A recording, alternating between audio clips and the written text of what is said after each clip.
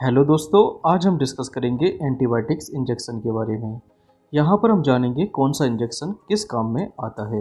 यहाँ पर बात कर लेते हैं कुछ इंजेक्शंस के बारे में, जैसे कि मोनोसेफ एसबी और टैक्सिम और मोन्टाज।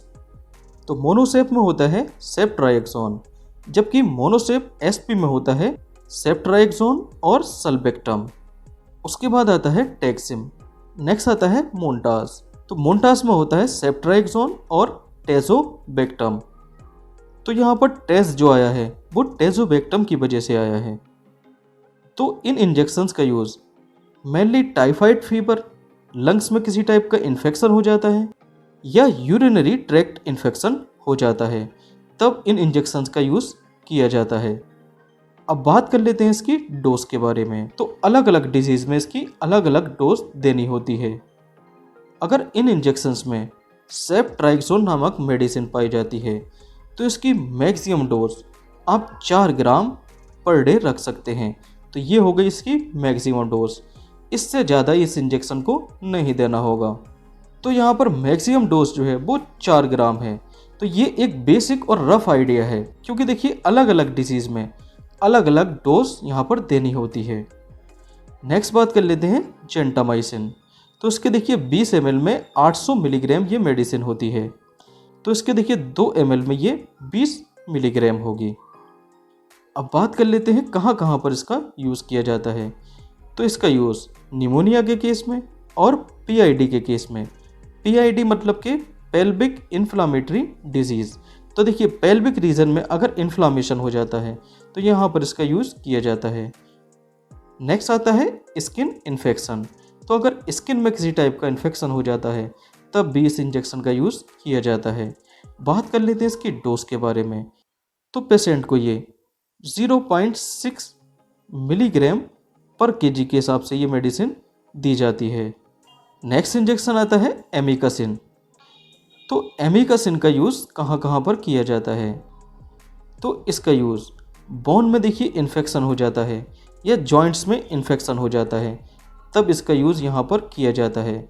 दूसरा यूटीआई, यूरिनरी ट्रैक्ट इन्फेक्शन हो जाता है, तब इसका यूज़ किया जाता है। उसके बाद आता है निमोनिया। तो इन केसेस में एमिकासिन इंजेक्शन का यूज़ किया जाता है। बात कर लेते हैं इसकी डोज के बारे में। तो इसकी डोज ये होती है 15 मिलीग्राम पर केजी और पर डे। तो एक दिन में देखिए अगर 1 किलोग्राम का पेशेंट है तो उसको 15 मिलीग्राम ये दवा दे सकते हैं। नेक्स्ट इंजेक्शन आता है क्लेबाम। क्लेबाम में होता है एमोक्सिसिलिन और पोटेशियम क्लेब्यूलिनेट। तो क्लेबाम का यूज़ देखिए कहाँ पर किया जाता है। अगर बैक्टीरिया का सीवियर इन्फेक्शन हो जाता है तब इस केस में देखिए क्लेबाम का यूज़ किया जाता है। और ईएनटी डिजीज़ में मेनली इसका यूज़ किया जाता है।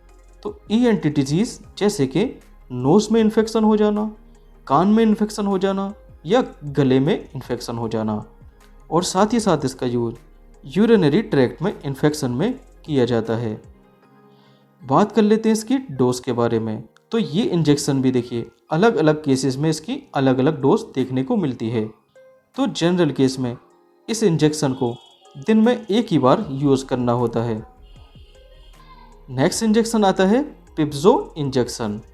पिप्जो इंजेक्शन में होता है पिपरासिलिन और टेजोबेक्टम।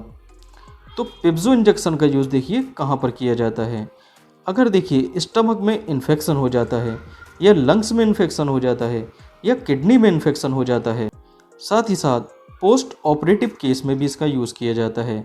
तो ऑपरेशन के बाद में पेशेंट को ये लगाया जाता है ताकि फर्दर कोई बैक्टीरिया का इन्फेक्शन ना हो सके। बात कर लेते हैं इसकी डोज के बारे में।